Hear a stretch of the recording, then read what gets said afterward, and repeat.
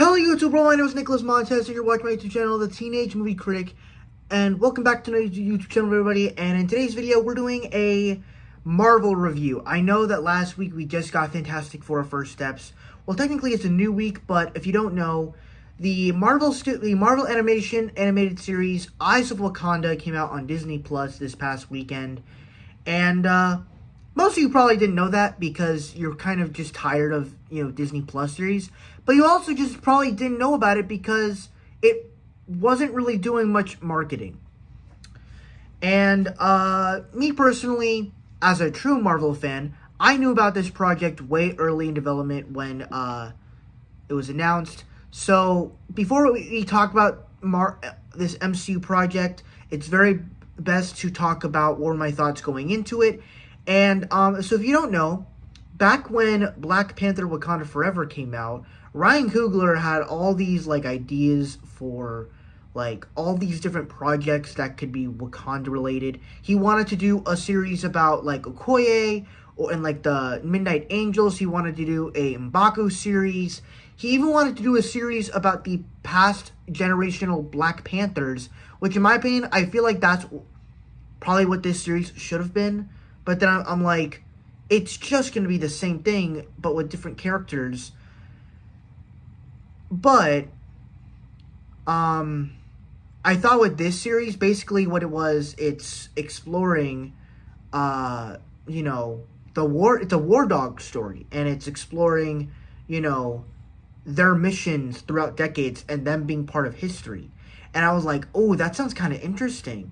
And it being animated, I'm like, okay. I would have preferred it to be live action, but okay. For it being animated, what do you got? And for much like Ironheart, this series was kind of in development hell. Not development hell, but it was just sitting on the shelf for so long and nobody could really reach it. And I was thinking when is this thing coming out? Because it's been forever. And I gotta say, I was actually really impressed with this series. And I think the reason why I say I was impressed is because typically Marvel's actually doing really well with the movies. I really like the shows right now, but when it comes to the shows as of late, people aren't liking them. I think, Your Friendly Neighborhood Spider-Man this year was pretty good. I thought Daredevil Born Again was pretty great, and Ironheart, I thought they were pretty great. And as for Eyes of Wakanda, it did really well. To talk about the story elements of this show, it's similar to What If in a way, but not in the way that you expected. Because in What If, we're having different takes on what if the MCU turned out to be this, or what if this movie turned out to be that. This is not it's in some cases like that, but not really. And basically you basically are exploring these different warriors throughout time, and but you're also having them see the world through their eyes, and how messed up the world is, but also how kind of better it is. But also they get to get artifacts and bring them back to Wakanda. And I thought what was so interesting about each of these little stories is each one, you kind of get something out of it.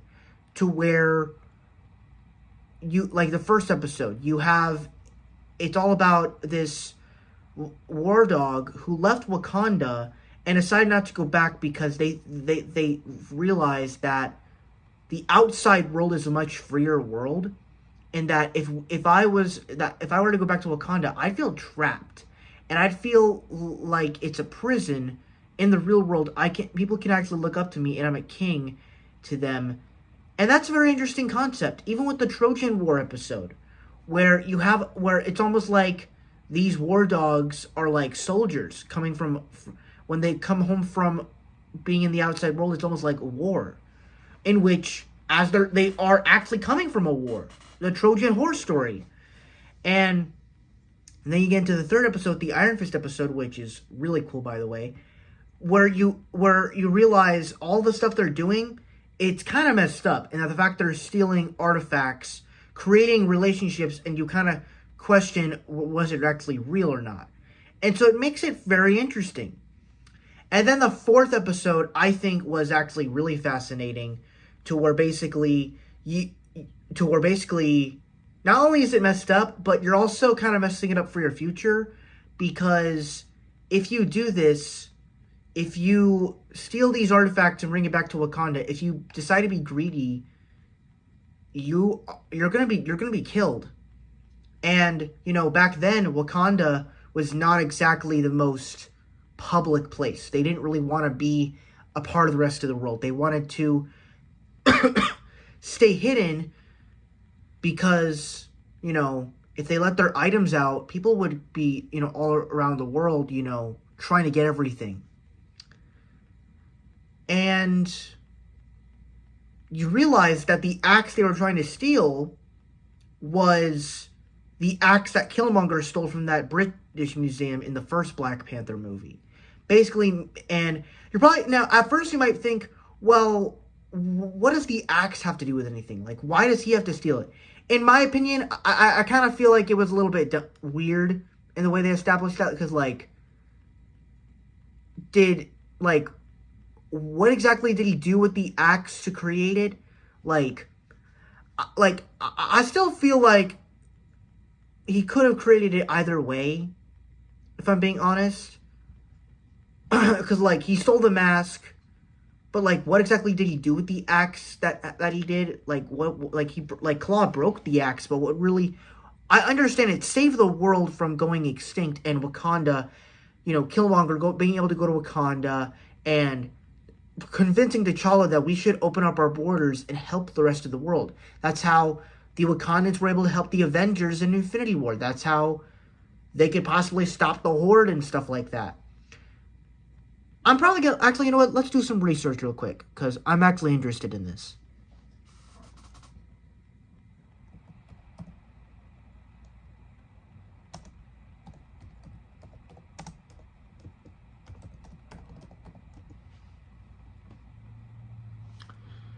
Okay. Let's see.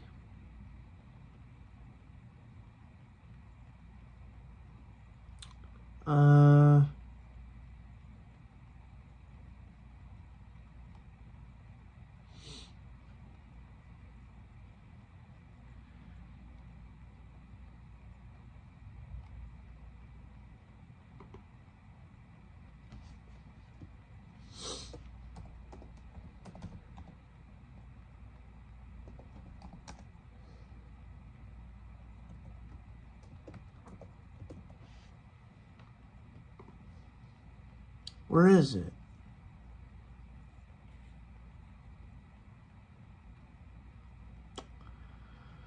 Alright, I found it. Alright. So what exactly did they use it for? I get it. They stole it. They killed the people in the museum. But what else did they do? Which is my concern here. Move this over here a little bit. So...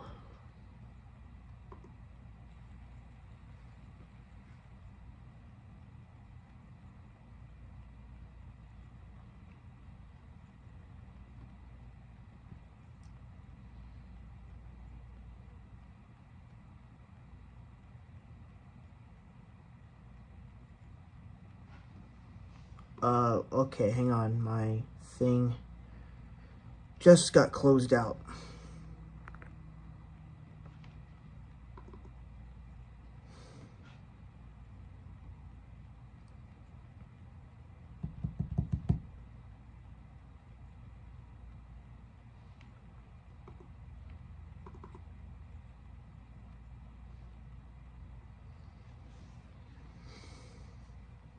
Hang on, guys.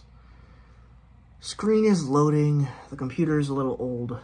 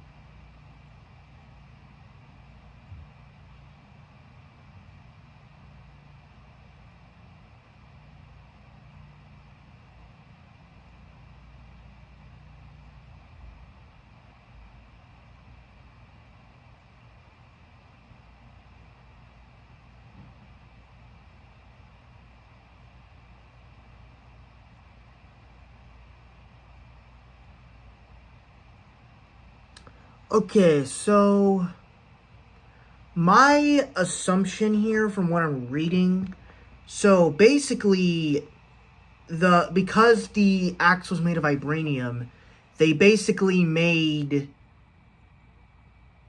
and the whole buyer session in the South Korea casino, that whole like thing, the vibranium that Ross was gonna buy from them, the vibranium came from that axe. So if they didn't make that sort of deal, the Wakandans would never, the Black Panther, T'Challa, Okoye, they would never know anything about Claw and Killmonger and all that stuff. So it's kind of a smart thing. Hang on, let me do something real quick.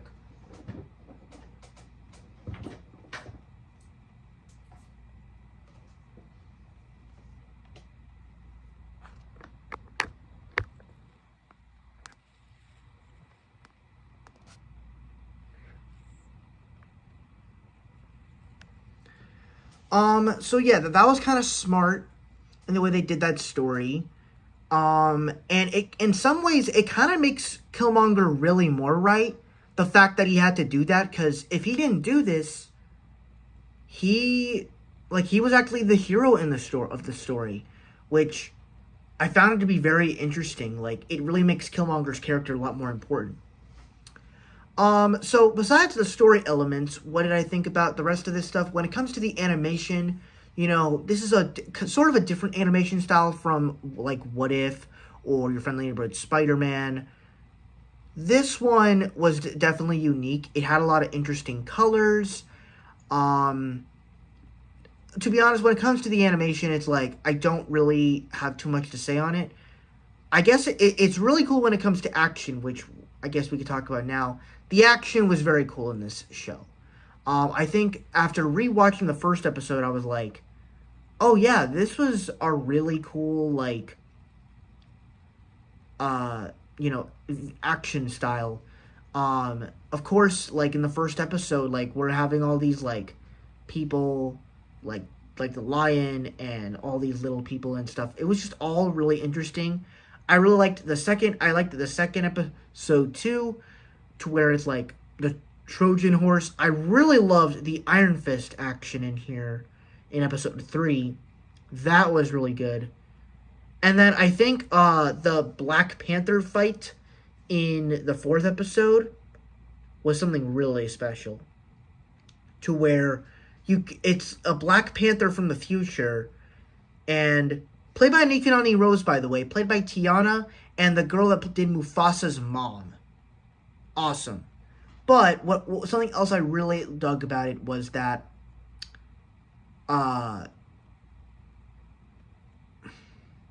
with this version of Black Panther, like the suit breathes like a Black Panther. It's almost like a predator in some ways, and I thought that was really interesting.